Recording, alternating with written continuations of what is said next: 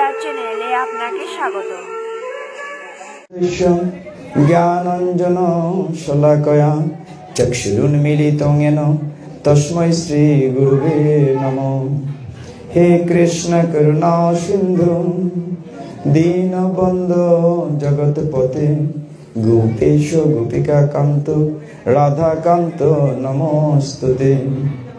তপ্ত কাঞ্চন গৌরাঙ্গী রাধে বৃন্দাবনেশ্বরী বৃষভানুসুতে দেবী প্রণমামি হরি প্রেম। নম মহাবদান্নায় কৃষ্ণ প্রেম প্রদায়তে কৃষ্ণায় কৃষ্ণ চৈতন্য নাম্নে গৌরতীশে নমো। নারায়ণং নমস্কৃত্য নরস্নৈব নরোত্তমং দেবীং সরস্বতীং ব্যাসং ততো জয়মুদীরয়েৎ। নমোয়ং বিষ্ণুপাদায় কৃষ্ণপ্রেষ্ঠায় ভূতলে শ্রীমতে ভক্তি বেদান্ত স্বামিনীতি নামিনে। নমস্তে সরস্বতী দেবে গৌরবাণী প্রচারিণী নির্বিশেষ শূন্যবাদী পাশ্চাত্য দেশ তারিণী। বাঞ্ছাকল্পতরুভ্যশ্চ কৃপা সিন্ধুভ্যো এব চ পতিতানাং পাবনেভ্যো বৈষ্ণবেভ্যো নমো নমঃ। কৃপা করে হাত তুলি।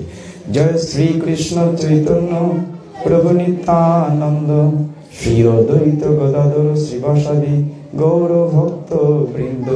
হরে কৃষ্ণ কৃষ্ণ কৃষ্ণ হরে হরে, হরে রাম রাম রাম হরে হরে। হরে দর্শক, বাতিরপুরের ভক্তদের একটা স্পেশালিটি আছে, এক এক এলাকার একটা আছে। বাতিরপুরের ভক্তদের মধ্যে 98% মাতাজি, অন্যান্য জায়গায় তো 70-30, 75-25, কিন্তু বাতিলপুরের 90, 95, 98 হচ্ছে মাতাজি। সকল মায়েদের রাতুল চরণে প্রণতি নিবেদন করছি, হরি বল।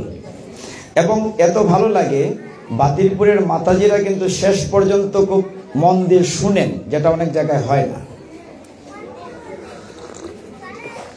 কোনো কোনো মাতাজি বলেন, আমি নাম বলছি না, যে আরো শুনতে ইচ্ছে করে, কিন্তু ততটুকু সময় আমরা দিতে পারি না। এখন দেখেন, আমরা জগন্নাথ থেকে কথা বলবো, যদি আপনারা শুনতে চান। তিনি জগতের নাথ, জগন্নাথ। আচ্ছা, তার আগে একটু জগন্নাথের একটু লীলা নিয়ে বলি, জগন্নাথের আবির্ভাব বলবো। আজকে আপনাদের নিশ্চয়ই ভালো লাগবে, একটু নতুন কিছু আলোচনা করব। জগন্নাথের পুরীতে যে ভক্তরা বসতে চান, জায়গা করে দেবেন, বসার সুবিধা। যন্ত্রপাতিগুলো সরিয়ে নিতে পারেন, মামা যন্ত্রপাতিগুলো ওই দিকে উঠিয়ে নিতে পারো, সরিয়ে নিতে পারো। আপনার জায়গা দেন, আর বাচ্চারা একটু সামনে চলে আসে, আর একটু সামনে চলে আসে। আমরা জগন্নাথের পুরীতে যারা গিয়েছি, আমরা যন্ত্রটা একটু সরিয়ে নেই। আমরা সকলেই ভগবানের পরম ভক্ত। আমরা চাই নিশ্চয়ই ভগবান সবার প্রতি কৃপা করবেন। সবাই আমরা শুনবো মন। অনেকেই বলেন এত নিয়ম নিষ্ঠা করতে হবে, খুব নিয়ম নিষ্ঠা না করলে ভগবান গ্রহণ করবেন না। কিন্তু শাস্ত্র সেই কথা বলে না। শাস্ত্র বলছেন যে ভক্তি সহকারে দিলে তিনি গ্রহণ করেন। পত্রং পুষ্পং ফলং তোয়ং, তো মানে জল, ইউমে ভক্তা প্রযচ্ছতি। নবম অধ্যায় 26 নং শ্লোক। একটি সত্য ঘটনা আছে। জগতের নাথ জগন্নাথ, তিনি পুরীতে একজন মা ছিলেন, মাতাজি। তার নাম ছিল করার দেবী। নাম শুনেছেন? মামা মাথা নাড়ায়, তুমি শুনেছ? করার দেবী। তো করার দেবীকে জগন্নাথ সংক্ষেপে ডাকতেন করমা। করর মা না বলে বলতেন করমা। এই মা আপনার মতো ভক্ত ছিলেন, আপনাদের মতো। তিনি প্রতিদিন খুব ভোরে উঠে খিচুড়ি রান্না করতেন। খিচুড়ি রান্না করার পরে জগন্নাথ শ্রীমন্দির ছেড়ে এসে খিচুড়ি আস্বাদন করতেন। খুব সুস্বাদু আস্বাদন করতেন খিচুড়ি। তো প্রতিদিন জগন্নাথ সকালে চলে আসতেন করার মার কাছে খিচুড়ি নেওয়ার জন্য। তিনিও তার আগ্রহ করে রান্না করে দিতেন। আমার ছেলে এসছে, করার মা, আমার ছেলে এসছে, জগন্নাথ এসছে। তিনি খিচুড়ি আস্বাদন করতেন। এইভাবে চলছিল। জগন্নাথ যখন মন্দিরে ঘন্টা পড়তো, আবার সকাল সকাল চলে যেতেন, মন্দিরে গিয়ে দাঁড়িয়ে থাকতেন। তার আগে কিন্তু খাবার শেষ। একদিন ওই বাড়িতে একজন ব্রাহ্মণ আসলেন। তিনি এসে দেখলেন করমা বা করার মা, করার রমণী, তিনি ওই স্নান টান করছেন না, বাসন কি ধোয়া কি আধোয়া, তিনি খিচুড়ি বসিয়ে দিয়েছেন। ওইভাবেই জগন্নাথকে দিচ্ছেন। এখন বিশ্বাসে মিলায় কৃষ্ণ তর্কে বহুদূর। এখন ওই ব্রাহ্মণ তো আর দেখছেন না জগন্নাথকে, মা কিন্তু দেখছেন। এই তুমি কি করছো? বলে আমি জগন্নাথের জন্য খিচুড়ি রান্না করছি। তুমি খিচুড়ি রান্না করছো, তুমি তো স্নানই করো নাই। হ্যাঁ, ভোর থেকে এসে অসুচি কোথাকার, তুমি ঘুম থেকে উঠে স্নান করো নাই, বাসন ধোও নাই, তুমি রান্না করছো, এগুলো হবে? ভগবান গ্রহণ করবে? তো মহিলা তো সরল, বলছে যে প্রভু বলো কি করতে হবে? তুমি প্রতিদিন ভোরে উঠবে, উঠে প্রথম স্নান করবে, শুদ্ধ স্নান, সব কিছু একেবারে ভালো করে। তারপরে কি করবে? সমস্ত বাসন ভালো করে ঘষে মেজে পরিষ্কার করবে। তারপরে শাক সবজি ধুইবে, একবার, দুইবার, তিনবার। তারপর চুলা লেপবে, পরিষ্কার করবে, তারপর রান্না বসাবে। অনেক নিয়ম দিলেন। তো তিনি শুনলেন। করমা কি করলেন? পরের দিন ভোরে উঠলেন, ওই যে ঠাকুর বলেছে ভোরে উঠে স্নান করতে গেলেন। খুব ভালো করে স্নান করতে হবে। জগন্নাথ চলে এসেছেন, মা আমার খিচুড়ি হয়েছে, দেখেন মা স্নান করছে, একটু পরে আসি। জগন্নাথ চলে গেলেন। কিছুক্ষণ পরে আবার আসলেন, এসে দেখেন তিনি বাসন মাজতেছেন। মায়ের কোনো খিচুড়ি হয় নাই, বলে রাখো বাবা একটু। আরেকবার জগন্নাথ আসলেন, এসে দেখা গেল কি তিনি ওই সবজি কুটে ডেকসি ধুয়ে কেবল বসিয়েছেন। এদিকে সকাল হয়ে যাচ্ছে।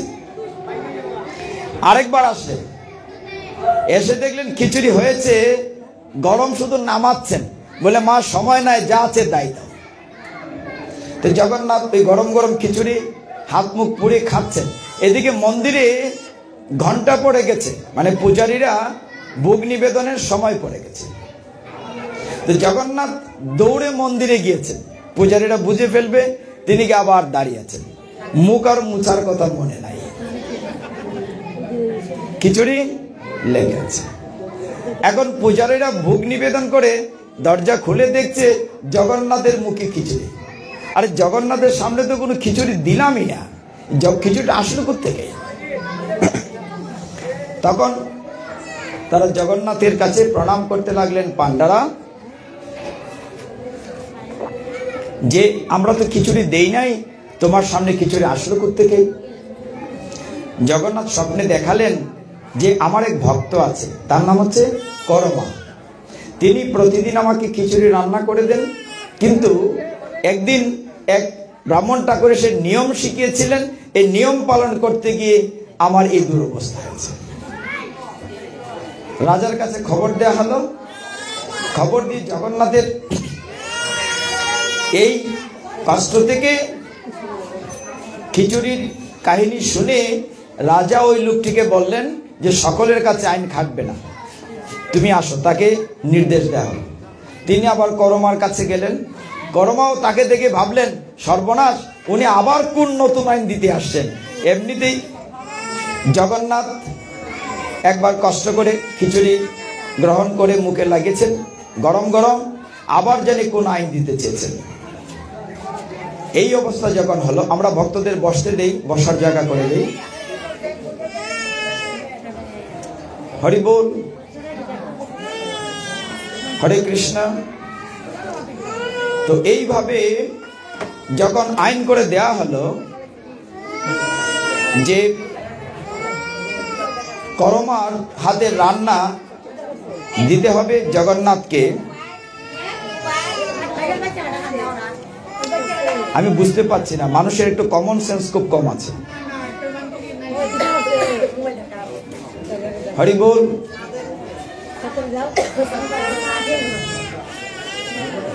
তো সেইখানে যখন করমার হাতের খিচুড়ি রাজাকে বলা হলো যে ওই খিচুড়ি জগন্নাথের পুরীতে দিতে হবে।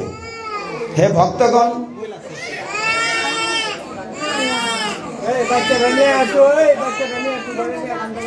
হরি বল, হরি বল। তো সেই রাজার আদেশে করমার খিচুড়ি প্রতিদিন দেয়া হয় জগন্নাথের পুরীতে। পরের অংশটা শোনেন। একদিন যথা নিয়মে, আমাদের মনুষ্য জীবনের নিয়মে, বয়স হয়েছে, করমা দেহ রেখেছেন, মারা গিয়েছেন। ওই দিন দেখা গেল কি, জগন্নাথের যে মন্দিরের দরজাটা পূজারীরা খুললেন, দেখা গেল জগন্নাথের দুই নয়ন বেয়ে জল ঝরছে। জগন্নাথের নয়ন বেয়ে জল ঝরছে। পূজারীরা ভাবলেন আমরা বোধহয় কোনো অপরাধ করেছি, কি হলো?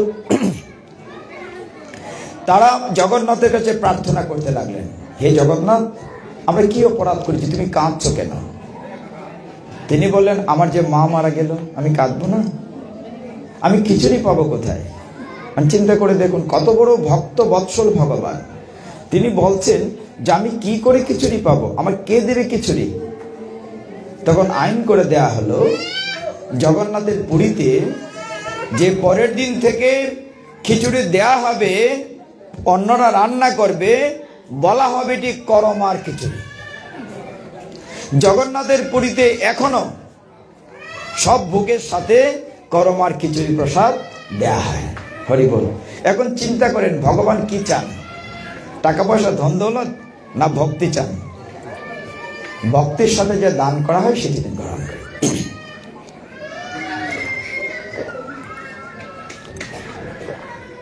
এখন আমরা জগন্নাথের লীলা একটু প্রবেশ করি। আমরা সকলেই তো জগন্নাথের রথ দেখি। আমরা যারা মহাভারত পড়ি কিংবা ভাগবত পড়ি, সেই জায়গাটিতেও একটি পর্বের পরে যখন দাপর লীলা শেষ হয়, ভগবান যখন জড়ব্যাধের তীরে দেহ রাখেন, তারপরে সাউন্ডটা পরিষ্কার না নাকি? আচ্ছা ঠিক আছে,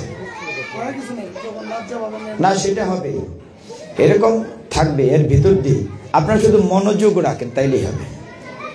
মানে মনোযোগ থাকলে তাহলে তো লোকনাথ বাবার একটা উদাহরণ দিতে হবে। আমি বলি সবসময় উদাহরণটি।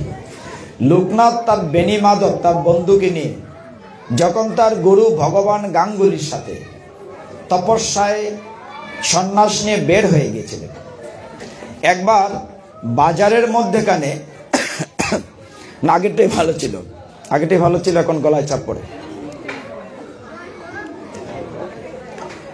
একবার তার গুরুদেব ভগবান গাঙ্গুলি কি করেছিলেন, লোকনাথকে একটা বাজারে বলেছিলেন তোমরা ধ্যান করো, তপস্যা করতে বসছে। কিছুক্ষণ পরে দেখেন গায়ে পিঁপড়া উঠছে, এরকম পিঁপড়া উঠছে, চারদিকে এরকম কোলাহল। লোকনাথের বন্ধু বেনি মাধব বলছিলেন যে গুরুজি, এত জায়গা থাকতে বাজারে বসিয়ে দিয়েছ, আর কোথায় যেন পিঁপড়া কামড়ায় এখানে। লোকনাথ দেখলেন, একদিন চোখ মিটমিট করে তাকিয়ে দেখলেন, তাদেরকে বসিয়ে রেখে গুরুজি চারদিকে তিনি ওই চিনি গুড় নিজে দিয়ে দেন, যাতে করে পিঁপড়া আসে। তখন লোকনাথ জিজ্ঞাসা করলেন, গুরুজি এইটা কি?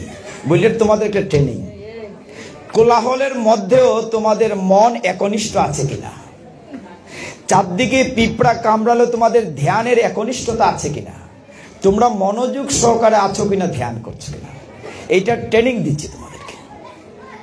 আমি কি বুঝাতে পেরেছি কথাটা?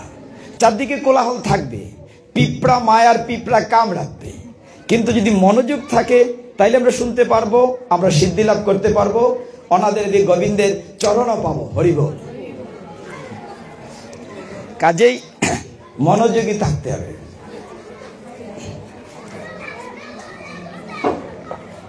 আমরা জগন্নাথের যে রূপটি দেখে অভ্যস্ত, কেমন দেখি? হাত নাই পাও নাই, তাই না? কি অদ্ভুত জগন্নাথের বিগ্রহ। দুটি কাহিনী আছে, একটা হচ্ছে সত্যযুগের রাজা ইন্দ্রদুম্ন মহারাজের, আরেকটি কাহিনী আছে দাপর যুগের দুটিরই বিগ্রহের কাহিনী আছে। যদি সময় পাই দাপর যুগে আসবো, আগে পেছন থেকে আসে, সত্যযুগ থেকে। আমরা একটু সত্যযুগে যাই। সত্যযুগের মানুষের কত আয়ু ছিল? 1 লক্ষ বৎসর। তাহলে আমাদের এখন দীর্ঘ আয়ু আছে, আমরা কেউ মরবো না, অন্তত 1 লক্ষ বৎসর। তখনকার সময়ে রাজা ছিলেন ইন্দ্রধূম্ন। রাজার কি নাম ছিল? ইন্দ্রধূম্ন। তিনি মালব দেশের রাজা ছিলেন। মালব দেশের একটা রাজধানী নগর ছিল অবন্তীনগর। মনে রাখতে হবে, এই রাজ্যটির নাম ছিল অবন্তীনগর।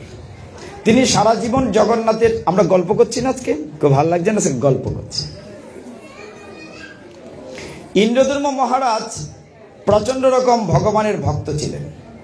সত্যযুগে তিনি অনেক সাধন ভজন করার পরে তিনি চেয়েছিলেন এই চর্মচক্ষুতে ভগবানকে দেখবেন। দিব্য দৃষ্টি না, চর্মচক্ষু দিয়ে তিনি ভগবানকে দেখতে চান। এইটা চিন্তা করে তিনি চারদিকে লোক পাঠিয়েছেন, তার সমস্ত মন্ত্রী সেনাধ্যক্ষকে পাঠিয়েছেন, তোমরা খুঁজে নিয়ে আসো এই বিগ্রহ না, চিত্রপট না, আমাদের মতো জীবন্ত ভগবান, নড়ে চড়ে কথা কয়, এইরকম ভগবান কোথায় আছে। তিনি সেই ভগবানের নাম দিয়েছেন নীলমাধব। যে নীলমাধব কোথায় আছে তাকে খুঁজে নাও। খুব চমৎকার, একটু মন দিয়ে শুনতে হবে। নীলমাধবের খুঁজে চারদিকে সকলেই চলে গেল, কোথাও কেউ পাচ্ছে না। আমরা একটু পেছনে আসি। যখন ভগবান দেহ রাখলেন, তার দেহের একটা অংশ বিশেষ নীল পাথর রূপে জলে ভাসতে ভাসতে বহু দূরে একটি গহীন গুহার মধ্যে নীলমাধব বিগ্রহ হয়েছিল। এবং সেইখানে উড়িষ্যার নিম্ন শ্রেণীর শবর বলা হতো একটা জাতি, তারা নীলমাধবের পূজা করতেন ওই মন্দিরের গুহার ভিতরে, জীবন্ত ভগবান। তো সেই নীলমাধব যখন সেখানে প্রতিষ্ঠিত, কেউ জানে না। চারদিকে রাজা লোক পাঠিয়েছেন যে কোথায় আছে জীবন্ত ভগবান, আমি চর্মচক্ষুতে দেখতে চাই। তখন চারদিকে যখন সকলেই খুঁজতে গেল, কেউ আর জানে না। রাজার রাজসভার যিনি পুরোহিত, তার ভাইয়ের নাম ছিল বিদ্যাপতি। মনে থাকবে তো, আমি পরে আবার নামগুলো রিভিশন দেব। রাজপুরোহিতের ভাইয়ের নাম ছিল বিদ্যাপতি।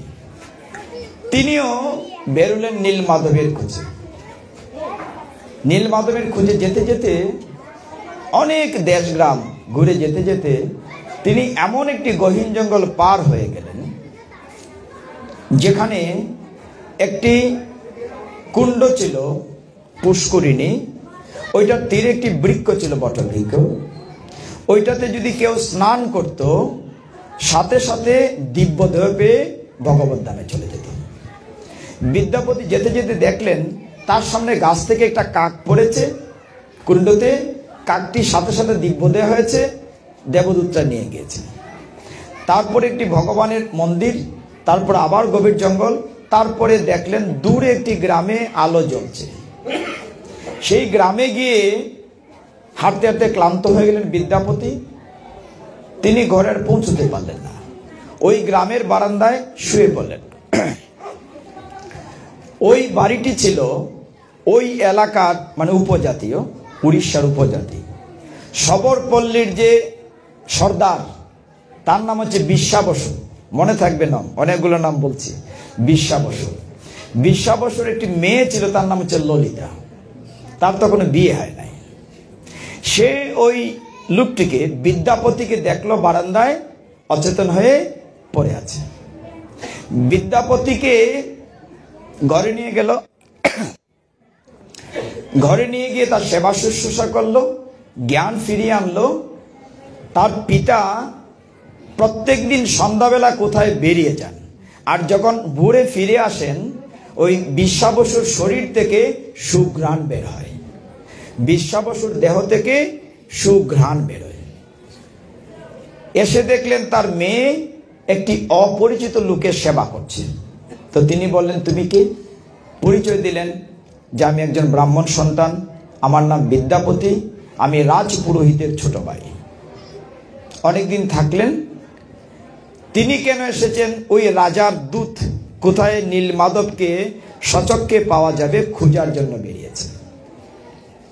তখন যখন এমনি যাচ্ছে, প্রতিদিন তিনি লক্ষ্য করছেন বিশ্বা বসু সন্ধ্যার পরে পূজার জিনিসপত্র নিয়ে বেরিয়ে যায়, আসে ভোরবেলা।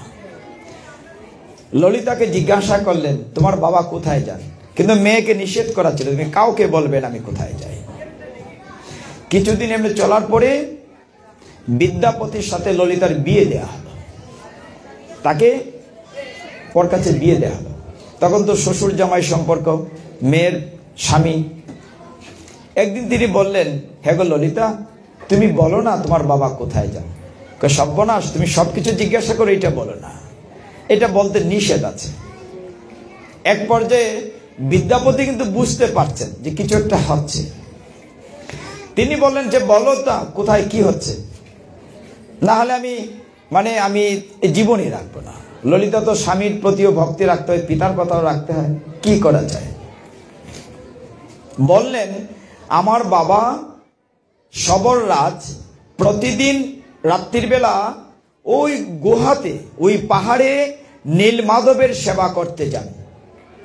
এটা বলে দিল। তো বিদ্যাপতি বলতো, আমি এই খুঁজেই তো আসছি, আমি কি করে ওখানে যেতে পারি, আমার রাস্তাটা তো চিনতে হবে। একদিন দুই দিন অনুরোধের পরে ললিতার অনুরোধে তার পিতা বললেন যে ঠিক আছে, বাবাকে আমি জিজ্ঞাসা করব। বাবাকে বললেন, বাবা, বিদ্যাপতি তুমি যেখানে যাও যেতে চেয়েছে, বলে সর্বনাশ, সেখানে কাউকে নেওয়া যাবে না। নীলমাধব শুধু আমাদের, ভগবান নীলমাধব শুধু আমাদের, কাউকে দেয়া যাবে না, দেখা যাবে না। অনেক, আমি সংক্ষেপ করছি, পরে একটু আলোচনা আছে আমার, আরো দুটি লীলা নিয়ে আলোচনা করব।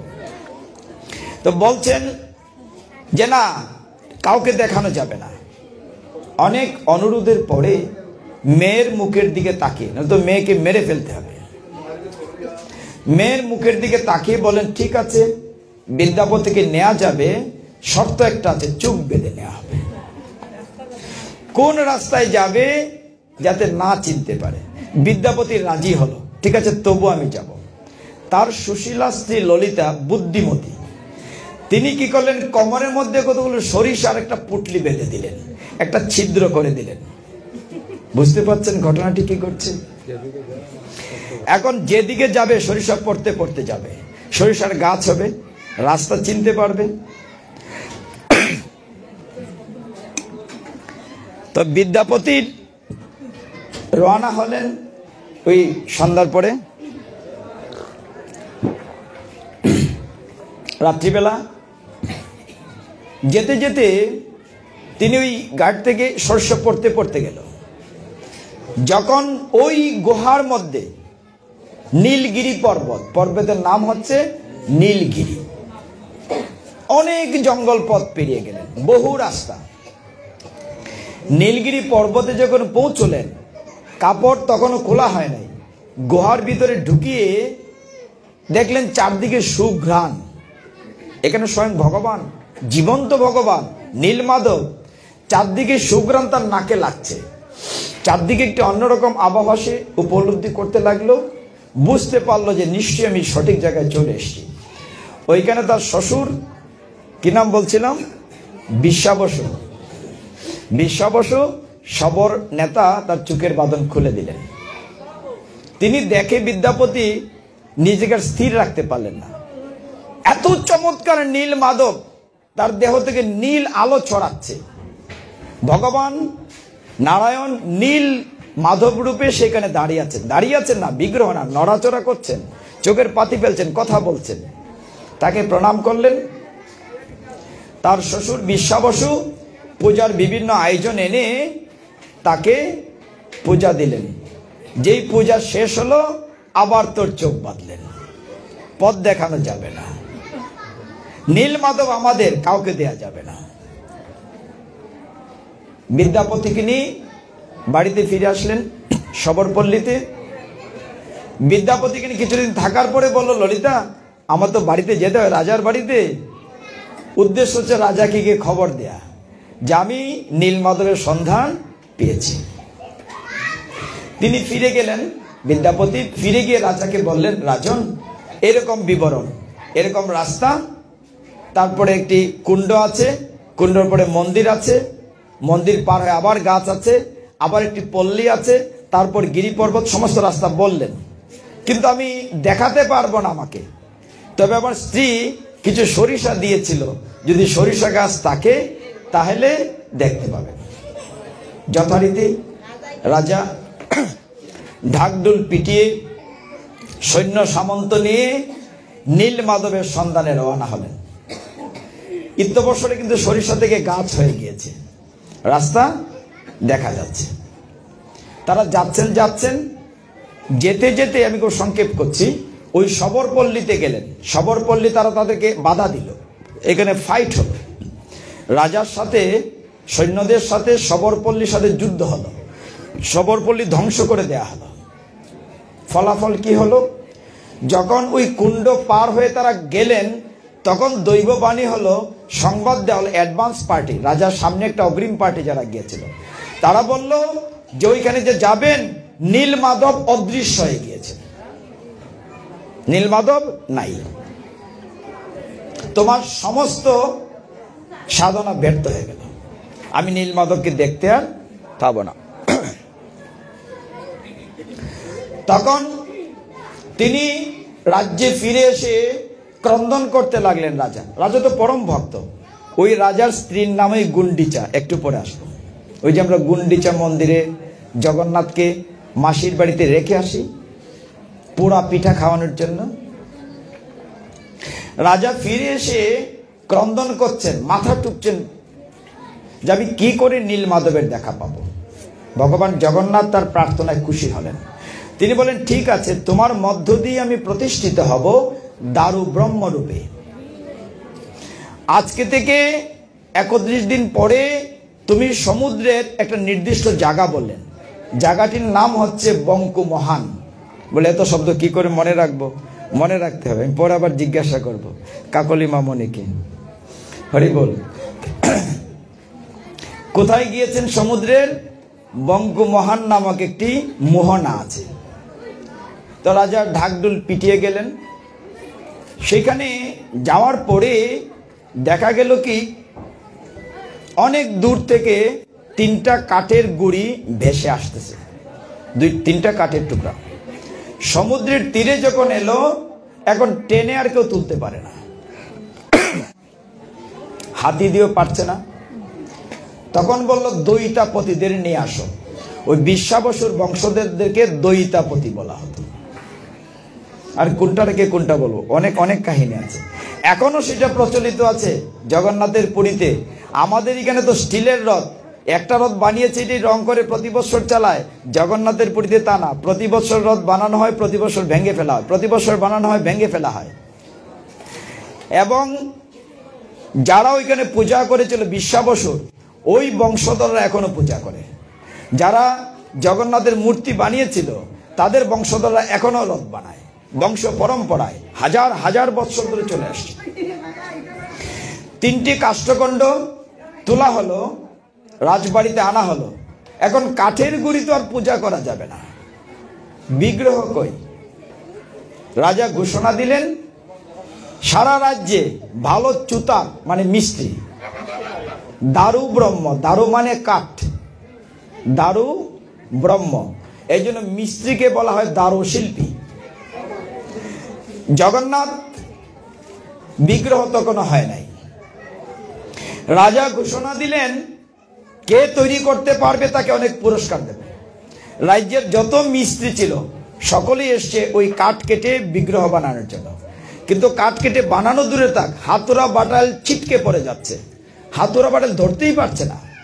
অনেক দিন চলে গেল, রাজা আবার কুশসজ্জায় শয়ন করে কাঁদতে লাগলেন, হে জগন্নাথ, তুমি কি প্রকটিত হবে না? কিছুদিন পরে দেখা গেল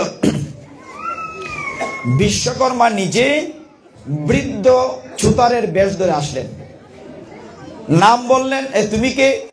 জোয়ান মানুষে পারে নাই, তুমি বুড়া মানুষ আসছো বিগ্রহ করতে? বলে আমি পারবো। তোমার নাম কি? বললেন আমার নাম অনন্ত মহারানা। বলবেন আরেকটা নাম মনে রাখতে হবে, বড় কঠিন বিষয়। তার নাম হচ্ছে কি বলছি? অনন্ত মহারানা। এই ছোট নাতিন ভালো মনে রাখছে। তিনি অনন্ত মহারানা নাম নিয়ে রাজাকে বললেন, আমি আপনার বিগ্রহ তৈরি করে দেব 3টা কাঠের টুকরো, তবে একটা শর্ত আছে, আমি দরজা বন্ধ করে কাজ করব, 15 দিনের আগে খুলবে না। তার আগে খুললে কিন্তু মনোবাসা পূর্ণ হবে না। রাজা বললেন যে ঠিক আছে। এই বৃদ্ধ মানুষটি দরজা বন্ধ করে ওই হাতের বাটলে টুকটাক টুকটাক শব্দ শোনা যাচ্ছে, কাজ করছে। অনেকদিন চলে গেল, 1 সপ্তাহ 2 সপ্তাহ চলে যাচ্ছে, 1 সপ্তাহ ক্রস হয়ে গেছে। রাজার মনে অস্থির, বিশেষ করে রানীমা গুন্ডিচা দেবী বলছেন, এই তোমার এই বুড়া বেটা আছে না, মইরা গেছে, আওয়াজ দি পাই না, দরজা খুলে দেখো। রাজা বলে না না, 15 দিন 15 দিন। বলে না দূর, দেখো কি হয়েছে, আওয়াজ পাওয়ার জন্য খুলে দেখো। যেই রাজা দরজা খুললেন, দেখলেন জগন্নাথের হাত পা অর্ধেক অর্ধেক, আমরা যে বিগ্রহ দেখি এরকম অসম্পূর্ণ। আসলে এটা অসম্পূর্ণ না, এটি তার লীলা। রাজা মাটিতে পড়ে কাঁদতে লাগলেন। জগন্নাথ আবির্ভূত হলেন বটে, অসম্পূর্ণ। আমি কি অপরাধ করেছি, তুমি আমার সেবা কি করে গ্রহণ করবে? তখন জগন্নাথ বললেন, হে রাজন, তুমি ইন্দ্রদ্যুম্ন মহারাজ, তোমার নামেই সারা জগতে প্রতিষ্ঠিত পাবে আমার পূজা এই রূপেই। আমার হাত তো এইটা হাত না, হৃদয়ের হাত, তুমি চিন্তা করতে পারবে না, তুমি যা দেবে তাই নেবে। ওই যে করমা, ভগবানের 56 পদ ভোগের মধ্যে করমার খিচুড়ি আরেকটা পদ আছে, দেয়া হতো। তো জগন্নাথ এভাবে প্রতিষ্ঠিত হলেন। আবার নতুন করে পুরুষত্ব ক্ষেত্র তৈরি করা হলো, উড়িষ্যা দেশে মন্দির করা হলো, জগন্নাথের সবকিছু করা হলো। যখন ইন্দ্রদ্যুম্ন মহারাজ জগন্নাথকে প্রতিষ্ঠা করলেন, প্রতিষ্ঠা করার পরে জগন্নাথ বললেন, হে ইন্দ্রদ্যুম্ন মহারাজ, তুমি তো আমাকে প্রতিষ্ঠা করেছো, তুমি একটি বর চাও। তোমাকে তুমি কিছুই দেই নাই, তুমি আমাকে মন্দির করে দিয়েছো, সবকিছু প্রতিষ্ঠা করে দিয়েছো। ইন্দ্রদ্যুম্ন মহারাজ বললেন, সাক্ষাৎ ভগবানের সাথে কথা হচ্ছে, অনেক কিছু চাইতে পারতেন। তিনি বললেন, হে জগতের নাথ জগন্নাথ, তুমি আমাকে কৃপা করে নিবংশ করে দাও। একটু চিন্তা করেন তো, তিনি বলছেন যে আমাকে নিবংশ করে দাও। কেন? যে আমার রাজবাড়ি, বিশাল মন্দির, সম্পদ, যদি বংশ থাকে তারা ঝগড়া বিবাদ করবে, তোমার সেবা পূজা হবে না।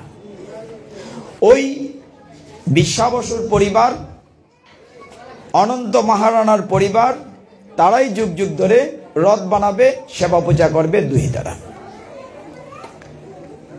গুন্ডিচা দেবী কাঁদতে লাগলেন, আমি যদি নিবংশ, আমার মা ডাকবে কি? আপনি দেখেন প্রত্যেকটার পিছনে একটু সুন্দর সুন্দর আছে। তখন তিনি বললেন, জগন্নাথ তুমি কাঁদছো কেন? আমি বুঝতে পারি তোমার মাতৃহৃদয়ের ব্যথা, তুমি কোনো চিন্তা করো না। মানুষে তো মাকে ডাকে মা, একবার উচ্চারণ করে, আমি তোমাকে এমন ভাবে ডাকবো যাতে 2 বার মা হয়। তো তুমি কি ডাকবে? যে আমি তোমাকে ডাকবো মাসিমা। তো মাসিমা ডাকলে সামনেও মা হবে, পিছনেও মা হবে। সেই থেকে গুন্ডিচা দেবী হলেন জগন্নাথের মাসিমা। তো মাসিমার বাড়িতে প্রত্যেক বছর তিনি যখন রথে বের হন ভক্তদের দেখা দেওয়ার জন্য, গুন্ডিচা মন্দিরে যান, সেখানে 8 দিন থাকেন, পিঠা পায়েস খান জগন্নাথ। এইভাবে যখন জগন্নাথ প্রতিষ্ঠিত হলেন, তারপরে আরেকবার সমস্ত মন্দির উড়িষ্যা সব ধুলো জোরে হারিয়ে গিয়েছিল, আবার নতুন করে প্রতিষ্ঠা করা হয়েছে। এইবার আসি দাপর যুগে। দাপর যুগে লীলাটা খুব সুন্দর। দাপর যুগে জগন্নাথ, বলদেব, সুভদ্রা মহারানী এই বিগ্রহ কি করে পেলেন? যখন কৃষ্ণ দ্বারকার রাজা, কোথাকার রাজা? দ্বারকার রাজা, তখন কৃষ্ণ এবং বলরাম যখন দ্বারকা চালাচ্ছেন, প্রায়শই কৃষ্ণ, আমরা সত্যযুগ থেকে দাপর যুগে আসছি, এরপরে কলিযুগে আসবো, প্রায়শই কৃষ্ণ ঘুমের মধ্যে হা রাধে রাধে জিগো বলে চিৎকার করে কাঁদেন। কৃষ্ণ ঘুমের মধ্যে রাধারানীর নাম জপ করে চিৎকার দিয়ে ওঠেন, হা রাধে বলে। ভগবানের তখন অনেক বড় পরিবার, 16,108 মহিষী। রুক্মিণী বলেন, সত্যভামা বলেন, জাম্ববতী বলেন, সকলেই আক্ষেপ করছে যে কি হয়েছে যে আমরা এত রানী তার সেবা পূজা করি, তিনি তো ঘুমের মধ্যে আমাদের কেউ নাম বলেন না। তিনি ঘুমের মধ্যে বলেন হা রাধে। কেন সেটি বলেন? সমস্ত স্ত্রীরা একদিন রোহিণীকে বলরামের মা, রোহিণী মাতাকে বললেন যে মাগো, কৃষ্ণ মানে আমাদের পতি ঘুমের মধ্যে রাধারানীর নাম বলে চিৎকার করে। রাধাটা কে? সর্বনাশ, এই কথা মনে করিয়ে দিও না, ভুলে কথা মনে করিয়ে দিও না। কৃষ্ণ বলরামের ছোটবেলার ব্রজের কাহিনী মনে করিয়ে দিও না। কিন্তু সমস্ত স্ত্রীরা জানার আগ্রহ বেড়ে গেল যে মা আমাদেরকে বলতেই হবে, রাধারানী যে বলছেন ওরা কারা। রোহিণী মা বললেন, একটা কাজ করো, যেদিন কৃষ্ণ বলরাম অন্য রাজ্যে বা কোনো কাজে বাইরে যাবে তখন আমি তোমাদেরকে বলবো। একদিন যথারীতি কৃষ্ণ বলরাম যখন অন্য রাজ্যে গেলেন বিচারের জন্য, তাদের একটি বোন ছিল, নাম হলো সুভদ্রা। রোহিণী মাতা কি করলেন, একটি বড় বৈঠকখানায় সমস্ত মহিষীদেরকে বসালেন, 16,000 সকলকে বসিয়ে রোহিণী মা কৃষ্ণের ছোটবেলার কাহিনী বলতে লাগলেন। সুভদ্রাকে বললেন, তুমি দরজায় পাহারা দাও, খেয়াল করবে কৃষ্ণ বলরাম আসছে কিনা, আসলে আমাকে বলবে, আমি বন্ধ করে দেব। তো রোহিণী তো দরজায় দাঁড়িয়ে পাহারা দিচ্ছে, রোহিণী না, সত্যভামা, জগন্নাথ বলদেব, সুভদ্রা মহারানী তাদের বোন সুভদ্রা দরজায় দাঁড়িয়ে পাহারা দিচ্ছে। এখন জগন্নাথ বলদেব তখনও প্রকট হন নাই। রোহিণী মাতাজি যখন ব্রজের কাহিনী বলছেন বৌমাদের কাছে, যে আমাদের কৃষ্ণ বলরাম ছোটবেলা শ্রীমতী রাধারানী, ললিতা, বিশাখা, চন্দ্রাবলী, গোপী মাতাজিদের সাথে এরকম লীলা করছেন। ছোটবেলার সমস্ত কাহিনী, ভগবান কৃষ্ণ কি করে মাখন চুরি করে খেতেন, কি করে রাধারানীর সাথে লীলা করতেন, এইগুলা বলছেন। এটা শুনে শুনে দরজার মধ্যে দাঁড়ানো ছিল সুভদ্রা মাতাজি, তাদের বোন। তিনি শুনতে শুনতে খেয়াল হারিয়ে ফেলেছেন কখন জগন্নাথ মানে কৃষ্ণ বলরাম চলে এসেছে। রাধারানীর লীলা কাহিনী শ্রবণ করতে করতে এমন একটি ভাব তৈরি হয়েছে সুভদ্রা মাতাজির, তার শরীর কুর্মরূপ ধারণ করে হাত মুখ ভিতরে চলে যাচ্ছে।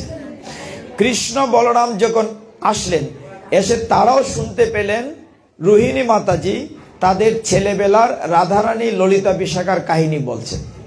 এটা শুনে তাদেরও হাত পাও ভিতরে চলে গেছে। অষ্টসাত্ত্বিক ভাব, কুর্মরূপ, যে রূপটা আমরা দেখি জগন্নাথ, এইটি হলো। দূর থেকে দেখলেন নারদ, তিনি দেখে দৌড়ে আসলেন, প্রভু তোমার কি অপরূপ লীলা তুমি দেখাচ্ছ। কাছে যে আসলেন, কৃষ্ণ বলরাম আগের মতো হয়ে গেল। নারদ মনে আক্ষেপ করছেন যে তুমি চমৎকার লীলাটি আরেকবার যদি দেখাতে, অপূর্ব তোমার এই কুম্ভাকৃতি, কুর্মাকৃতি। কৃষ্ণ বলরাম বললেন যে আমার বোন সহ আমি পুরীতে যাব, দারু ব্রহ্ম রূপে, এই রূপে জগৎবাসী দেখবে। শুধু তাই না, সব দেবতাকে দেখার জন্য ভক্তরা মন্দিরে যাবে, আর আমি ভক্তদেরকে দেখার জন্য রাজপথে চলে আসবো। হরি বল। এই কারণে জগন্নাথ বলদেব বৎসরে একবার মন্দির ছেড়ে বাইরে আসেন আপনাদের মতো ভক্তদেরকে দেখা দেওয়ার জন্য। তো প্রত্যেকটা কাহিনীর পিছনে কাহিনী থাকে। এইভাবে জগন্নাথের আবির্ভাব হয়েছে। আমরা জগন্নাথের ছোট্ট একটু লীলা আস্বাদন করব। দেখুন, জগতের নাথ জগন্নাথ কত লীলা করেছেন। আমরা রঘুদাসের লীলা শুনেছি, পরমেশ্বর দর্জির কাহিনী শুনেছি, তালিচা মহাপাত্রের কাহিনী শুনেছি, অনেকগুলো কাহিনী আছে। এখন কোনটা রেখে কোনটা বলি।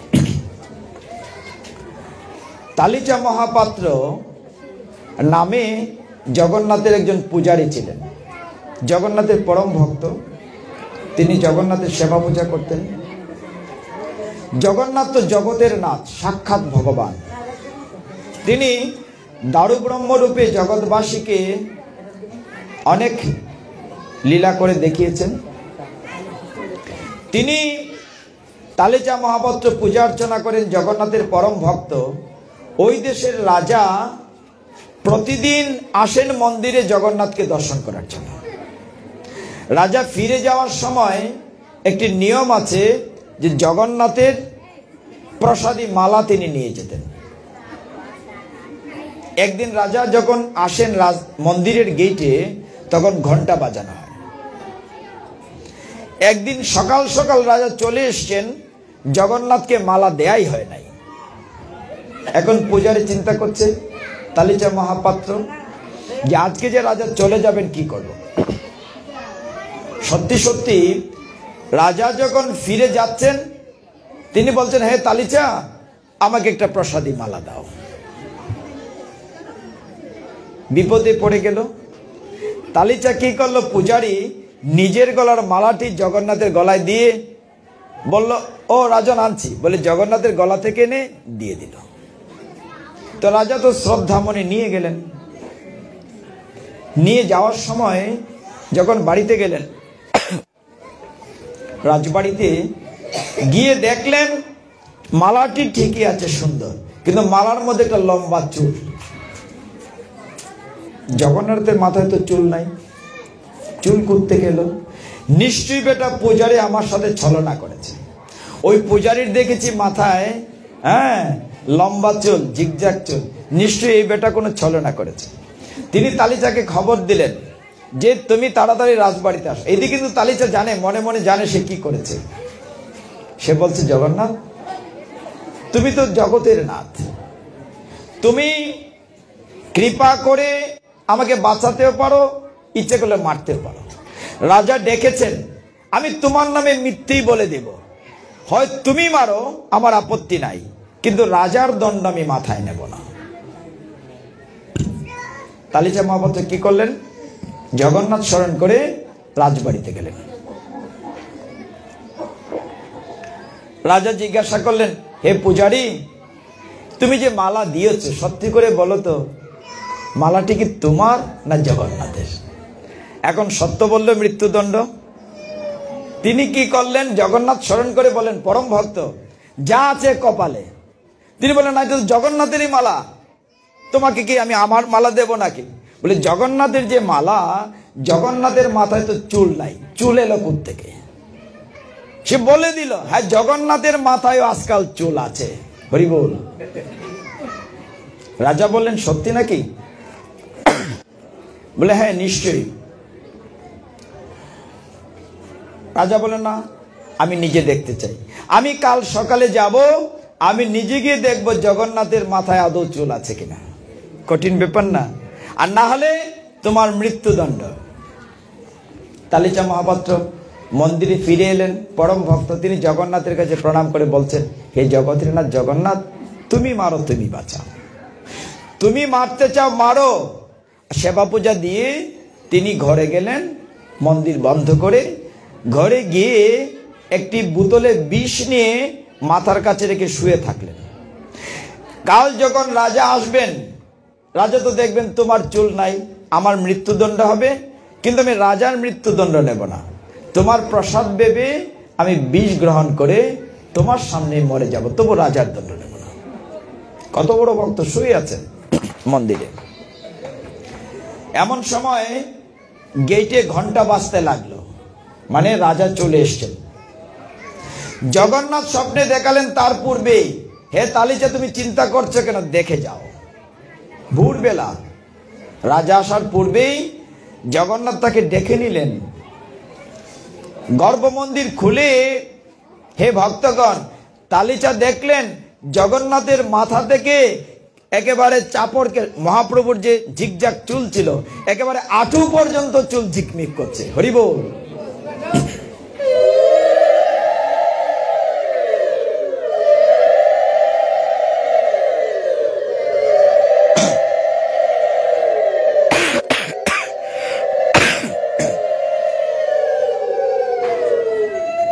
তালিচা মহাপাত্র দেখে খুশি হলেন, যাক তাহলে জগন্নাথ আমাকে রক্ষা করবেন।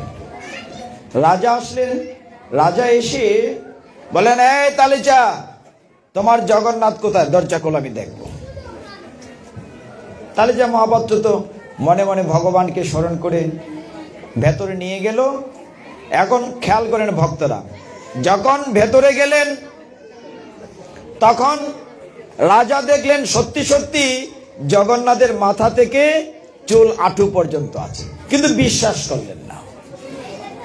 তিনি বললেন রাজায়, হে তালিচা মহাপাত্র, তুমি নিজের গলার মালা দিয়ে একবার অপরাধ করেছো। তুমি জগন্নাথের মাথায় কি আঠা দিয়ে কৃত্রিম চুল লাগিয়েছো, নিশ্চয়ই আরেকটি স্থলতামি করেছো। হে ভক্তগণ, এইটা সে তো কাঁদছে, তালিচা মহাপাত্র কাঁদছে না, জগন্নাথের সত্যি সত্যি চুল গজিয়েছে। রাজা তখন কি করলেন, পরীক্ষা করার জন্য, হে ভক্তগণ, তিনি বললেন, হে তুমি কি নকল চুল লাগিয়েছো, এটা বলে তিনি জগন্নাথের মাথা থেকে 2 গাছি চুল যে টান দিলেন, অমনি জগন্নাথের মাথা থেকে ফিনকি দিয়ে রক্ত বেরোতে লাগলো। হরি বল। জগন্নাথের মাথা থেকে রক্ত বেরোতে লাগলো। এটা দেখে রাজা, হে জগন্নাথ, আমি কত বড় অপরাধী, আমি কিনা তোমার পরীক্ষা নেই, আমি কত বড় অবিশ্বাসী, তোমার মাথায় চুল গজিয়েছি, আমি টান দিয়ে পরীক্ষা করতে গিয়ে রক্তাক্ত করেছি, আমি কত বড় অপরাধী, আমাকে মৃত্যুদণ্ড দেন। জগন্নাথ বললেন, তুমি তো আমার কাছে অপরাধ করোনি, তুমি অপরাধ করেছো ভক্ত তালিচা মহাপাত্রের কাছে, তুমি তার কাছে গিয়ে ক্ষমা চাও।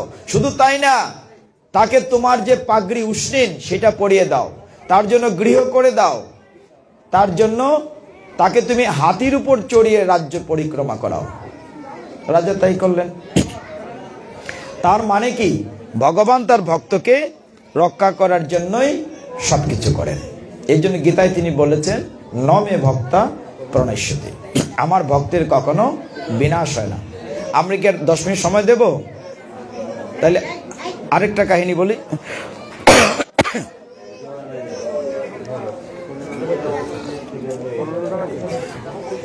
জগন্নাথের পুরীতে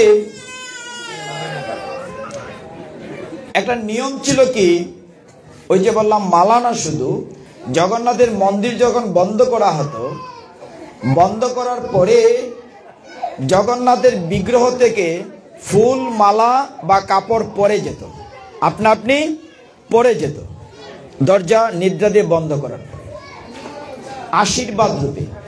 এবং সেটা নিয়ম মতো ওই দেশের রাজা পেতেন। একদিন রাজা রাজ দরবারে বসে পাশা খেলছেন, দ্রুত ক্রীড়া করছেন, পাশা খেলছেন। ওই দিন ওই মন্দিরে রাজা জন্য জগন্নাথের বিগ্রহ থেকে একটি উত্তরীয় পড়ে গিয়েছিল। তো পূজারীরা উত্তরীটা নিয়ে গেছে রাজাকে দেওয়ার জন্য। রাজা ডান হাতে দান মারছেন, মানে পাশা খেলছেন। তিনি এই পাশা খেলায়, দ্রুত ক্রীড়ায় এতটাই ছিলেন, তিনি বাঁ হাত বাড়িয়েছেন, এই তোমরা কি এনেছো দাও, এইভাবে দিয়েছেন। রাজা যখন খেলছেন দ্রুত ক্রীড়া, ওইটা তিনি মাটিতে রেখে দিয়েছেন, মানে খেলার নেশায়। কিছুদিন পরে তার যখন খেয়াল হলো, সর্বনাশ, জগন্নাথের প্রসাদী উত্তরে মাটিতে ফেলে দিয়েছি, আমি কত বড় অপরাধ করেছি, ডান হাত না ধরে বা হাতে নিয়েছি। আমার এই হাত রাখার কোনো অধিকার আমার নাই, হাতটা কেটে ফেলে দিতে হবে। কি করে কেটে ফেলবেন? তিনি একটু সময় ধৈর্য ধরি, তিনি কি করে কেটে ফেলবেন নিজের হাত? তিনি চিন্তা করলেন, তিনি একটি বুদ্ধি করলেন। তিনি তার মন্ত্রীকে বললেন, হে মন্ত্রী, প্রতিদিন দেখি আমার রুমে, আমার শয়নকক্ষে একটি ভূত হাত ঢুকায়, একটি অশরীর আত্মা হাত ঢুকায়, আমি যেন ঘুমাতে পারি না। রাজার মনে অনুতাপ যে আমি জগন্নাথের প্রসাদী উত্তরটি বা হাতে নিয়েছি, আমার হাতটা প্রায়শ্চিত্ত হওয়া উচিত। তখন তিনি কি করলেন? মন্ত্রীকে বললেন যে আমি স্বপ্নে দেখছি প্রতিদিন আমার ঘরে ভূতে হাত ঢুকায়, ঘুম হয় না। অনেক কবিরাজ আনা হলো, তান্ত্রিক আনা হলো, মন্ত্র পড়াটোরা দেয়া হলো, ভূত আর যায় না। মন্ত্রী জিজ্ঞাসা করছেন, রাজা তোমার কি ভূত গিয়েছে? বলে, না, এখন আমি রাত্রে ঘুমাতে পারি না, দুশ্চিন্তায় ভূত আমার ঘরে হাত ঢোকে। তখন মন্ত্রী বলেন, একটা কাজ করেন, আপনি আজকে আপনার রুম থেকে চলে যান, আমি আপনার রুমে ঘুমাই, দেখি ভূত কি করে আসে। এটা রাজারই একটি প্ল্যান। যথারীতি রাজা চলে গেলেন অন্য রুমে। রাত্রিবেলা মন্ত্রী তলোয়ার নিয়ে পাহারা দিচ্ছেন। রাজা তার প্রায়শ্চিত্ত করার জন্য রাত্রিবেলা নিজের বাহারটি রুমের ভিতরে ঢুকিয়ে দিলেন। মন্ত্রী কি করলেন? সাথে সাথে তলোয়ার দিয়ে তার বাহারটি কেটে ফেললেন। কেটে সকালবেলা মন্ত্রী রাজসভাতে গেলেন। রাজসভাতে গিয়ে রাজাকে বলেন, রাজা আপনার ভূতের আর কোনো ভয় নেই, ভূতকে আমি হাত কেটে ফেলেছি। এমন সময় মন্ত্রী দেখলেন রাজার বাঁ হাত দিয়ে রক্ত পড়ছে, রাজার বাঁ হাত নাই। হরিবল। তখন মন্ত্রী খুব আক্ষেপ করলেন, তাহলে আমি আপনার হাত কেটেছি, আমার তো শাস্তি হওয়া উচিত। রাজা বলেন, না, এই কারণে আমি ইচ্ছে করে তো নিজের হাত নিজে কাটতে পারি না, এই ঘটনাটা ঘটিয়েছি, আমার প্রায়শ্চিত্ত হয়েছে। মন্ত্রী তখন কি করলেন? সেই হাতটি নিয়ে জগন্নাথ বল্লভ নামক একটি বাগান আছে পাহাড়ের উপরে, সেখানে হাতটি তিনি মাটিতে পুঁতে রাখলেন। কিছুদিন পরে জগন্নাথের মন্দিরের নিয়ম হলো, রাজা কিন্তু নিজে জগন্নাথের পূজা করতেন, খুব ভক্ত হয়ে গিয়েছিলেন, কিন্তু ওই খেলার কারণে অপরাধ হয়েছে। তখন জগন্নাথের মন্দিরে রাজাকে ঢুকতে দেওয়া হয় না। কেন? খুদ দেহ নিয়ে পূজা করা যাবে না, যার একটা চোখ নাই, হাত নাই বা পা নাই, সে পূজা করতে পারবে না। তো রাজা তো পূজা থেকে বঞ্চিত হলো, হাত নাই। তিনি প্রতিদিন ওই জগন্নাথ বল্লভ বাগানে ঘুরেন, সেখানে রাজার বাগান। একদিন তিনি দেখলেন চারদিক আলোকিত করে এমন একটি ফুল ফুটেছে, ফুলের সুঘ্রাণে সমস্ত বাগান ভরে গিয়েছে। তিনি মালিকে ডেকে জিজ্ঞাসা করলেন, এই ফুলটি তুমি কখনো দেখি না। রাজা কি করতেন? এই কাটা হাত থাকা সত্ত্বেও জগন্নাথের মন্দিরে তো ঢুকতে পারতেন না, কিন্তু বাগান থেকে ফুল তুলে মালা গিতেন, কষ্ট করে মালা গিতে জগন্নাথকে দিতেন। তিনি আমার পরিচয় না জানলে ফুলের মালা গাঁথতেন না। তিনি কি করলেন? মালিকে জিজ্ঞাসা করলেন, তুমি কি এই ফুলটা জানো? একটা আনকমন ফুল, এটা জীবনে কখনো দেখিনি। তিনি বলেন, তুমি পাহারা দিও কেউ যেন ফুল পাতা না ছিঁড়ে নেয়। কিন্তু কিছুদিন পরেই দেখা যায় কে যেন ফুল পাতা ছিঁড়ে নিয়ে যায়। কে নিয়ে যায়? নামও জানেন না। একদিন তিনি মন্দিরে প্রণাম করতে গিয়েছেন, দেখলেন ওই ফুল এবং পাতা জগন্নাথের মন্দিরে, জগন্নাথের চরণে। তো কে চুরি করে আনে ফুল? জগন্নাথ নিজে আনেন। রাজা আবার আক্ষেপ করলেন যে এই ঘটনাটি কি? তখন জগন্নাথ রাজাকে স্বপ্নে দেখালেন, তোমার হাতটি যেখানে পুঁতে রাখা হয়েছিল সেইখানে ফুল গাছটির জন্ম হয়েছে তোমার হাত থেকে, এবং এই হাতের ফুল তুমি না দিলে কি হবে? আমি নিজে নিয়ে আসি আমার পূজার জন্য। হে রাজন, তোমার ভক্তিতে আমি খুশি হয়েছি, তোমার হাত আমি ফিরিয়ে দিচ্ছি। স্বপ্নে দেখলেন রাজা, পরদিন ঘুম থেকে উঠে দেখেন রাজার আর কাটা হাত নাই, হাত জোড়া লেগে গেছে। হরি বল, হাত জোড়া লেগে গেছে। এই হচ্ছে জগন্নাথের লীলা। জগন্নাথ কি না করতে পারেন, এরকম অসংখ্য জগন্নাথের লীলা আছে। আজকে আর বলছি না, আজকে আমরা এখানে বিশ্রাম রাখবো। আমার কথা বলতে কষ্ট হচ্ছে, একটানা কথা বলছি তো সারাদিন যা হোক, কি আপনাদের মনে আছে তো সকলের? অনেকগুলো নাম বলেছিলাম, অনেকে চিন্তা করে, না জিজ্ঞাসা করবো না, ভয় পাওয়ার কিছু নাই, এমনি এমনি বলছি আর কি। অনেকে চিন্তা করছে পরীক্ষা দিতে হয় কিনা, মামনি মাথা নোয়াচ্ছে। না পরীক্ষা নেবো না, একটু মজা করলাম আর কি। তো যাই হোক, আমরা ভগবানের কথা যদি মনে রাখতে পারি, এটা একটা টেকনিক আছে বলে। এই প্রোগ্রামটা তো লাইভ যাচ্ছে, সকলের জন্যই বলছি। এটা হচ্ছে অডিয়েন্স কন্ট্রোল করার একটা টেকনিক।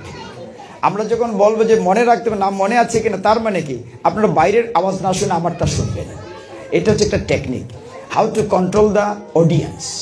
অডিয়েন্সকে কন্ট্রোল করার জন্য অনেক কিছু বলি। গতকালকে বুল্লাতে গেলাম, বুল্লাতে হলো কি, পাঠের শুরুতে মাঝে মধ্যে উলুধ্বনি হয় না মা, তো এক উলুধ্বনি হবে, তাই 2-3 জন মাতাজি একটু হালকা উলুলুলু করেছেন, অনেক মাতাজি নীরব। তো একজন ভদ্রলোক বয়স্ক, তিনি বলছেন, এই এতগুলা মহিলা বেটেন 2-3টা আওয়াজের ঘটনা কিতা।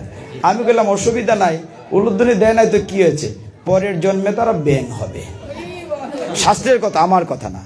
যে উলুধ্বনি যেখানে দরকার যদি না দিয়ে থাকে, পরের জন্মে তারা ব্যাং হয়ে জন্মাবে। তো আমার তো কথা শেষ। এখন এরপরে যতবার উলুধ্বনি দরকার পড়লো, এত জোরে উলুধ্বনি, এত জোরে, মানে চিন্তা করা যায় না, খুব জোরে উলুধ্বনি শুরু হয়ে গেল।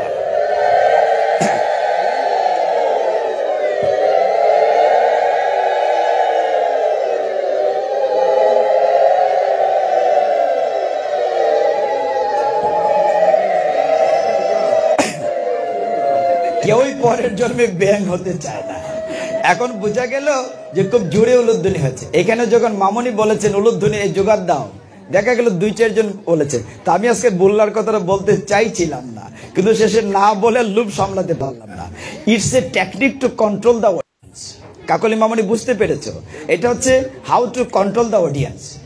কেউ যখন ক্লাস, এখানে শ্রদ্ধ শিক্ষক আছেন, কোনো টিচার বা কোনো গার্ডিয়ান বা কোনো বক্তা স্টেজে উঠে যদি বলেন, এই তোমরা নীরব থাকো, তাহলে বুঝতে পারি বক্তা না। এই ছেলেমেয়েরা চিল্লাচিল্লি করে নীরব থাকো, এটা টিচার না। আমার কথা শুনে এমনি অটোমেটিক নীরব হয়ে যাবে, that is audience, that is the speaker. I know it very well, how can control the audience. অডিয়েন্সকে কন্ট্রোল করার কিছু টেকনিক আছে। এটা কেন আজকে বলছি, মেইনলি কিছু লোক সামনে আছে তাদের জন্য। ঠিক আছে, আপনাদের যদি কারো কোনো জিজ্ঞাসা থাকে তাহলে বলেন, নাহলে আমরা শেষ করবো এখানে। হরি বল। কারো কিছু জিজ্ঞাসা থাকলে, নাহলে ক্লোজ করব।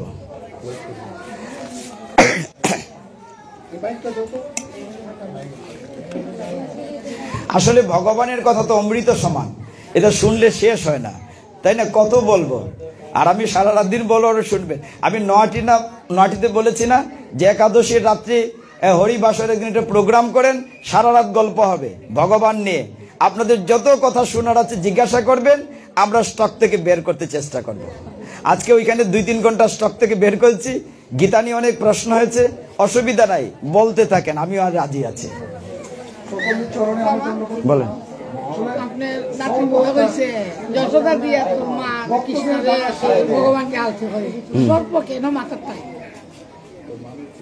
সুন্দর, সুন্দর একটি প্রশ্ন এসছে, সর্প কেন মাথায় থাকে? না, আমি ওই প্রশ্নটা উত্তর দিচ্ছি। সেটা হচ্ছে যে আলতির উপরে যে সর্প, সেটা হচ্ছে আমরা বলরামকে কি নামে ডাকি বলেন তো? শেষনাগ বলি। তো বলরামের ছায়া থাকবে, আরতি দেবীর উপরে বলরামের ছায়া থাকবে। আমরা যখন দেখি কৃষ্ণ বলরাম যখন দেহ রেখেছেন, বলরাম সমুদ্র তীরের বসে তার মুখ দিয়ে সাপ বেরিয়েছিল, আবার সেটা সমুদ্রে মিলিয়ে গিয়েছিল। এই জন্য বলেন। মাইক্রোফোন যদি না থাকে এমনি বলেন।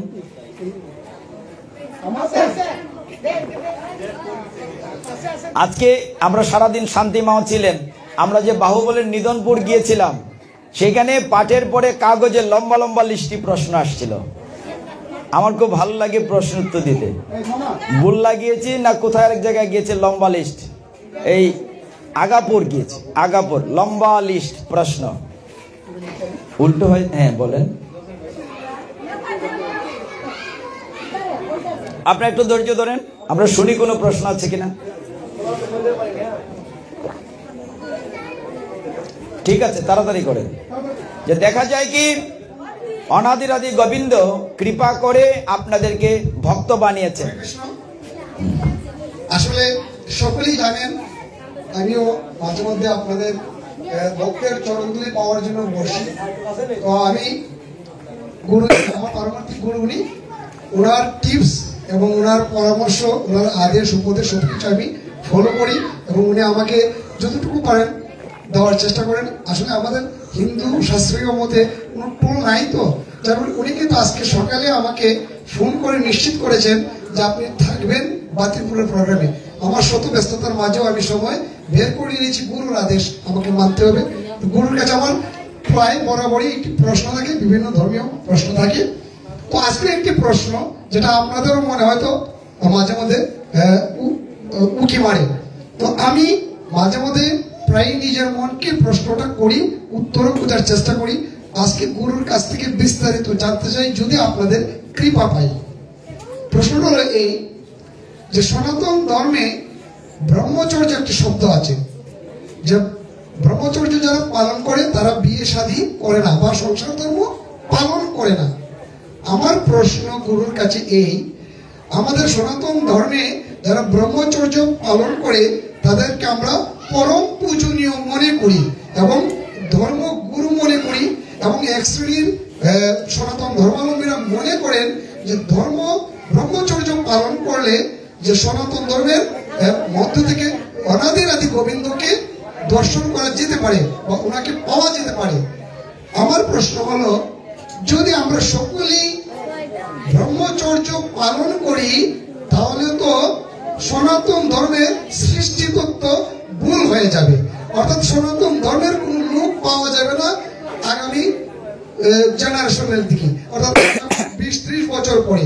এইভাবে যদি আমরা সকলেই সনাতন ধর্মের পক্ষ থেকে ব্রহ্মচর্য পালন করতেই থাকি তাহলে সনাতন ধর্মের যে ভক্তবৃন্দের বিস্মৃতি ঘটবে কিভাবে? আমার সেই প্রশ্নটাই, যে ব্রহ্মচর্য পালন না করে কি ভগবানের দর্শন পাওয়া যাবে কি? সবিনয় জিজ্ঞাসা আমার গুরুজির কাছে। ধন্যবাদ। না, প্রশ্নটা আমি খোলাসা করি, আপনারা অনেকে তো প্রশ্নটা বুঝেন নাই, প্রশ্নটা আমি খোলাসা করি।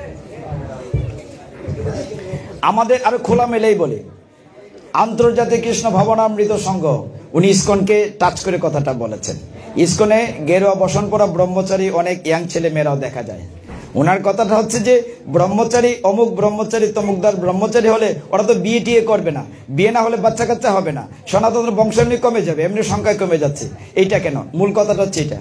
আমি আকলমানকে ইশারা আছে কাফি, আমি বুঝে নিয়েছি উনি কি বলতে চেয়েছেন। অসুবিধা নাই, ভয়ের কোনো কারণ নাই। আমরা কলিযুগ পাবন অবতার কাকে বলি? চৈতন্য মহাপ্রভুকে। চৈতন্য মহাপ্রভুকে আমরা কি বলি? কলিযুগ পাবন অবতার।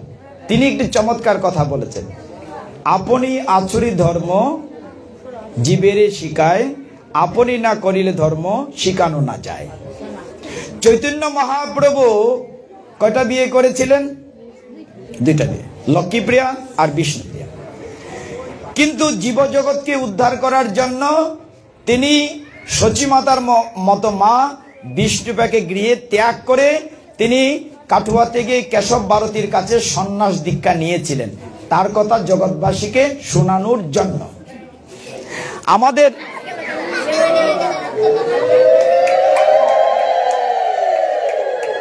না, খালি গলায় বলা যাবে না, এটা অফ করে দাও মামা, অফ করে দাও।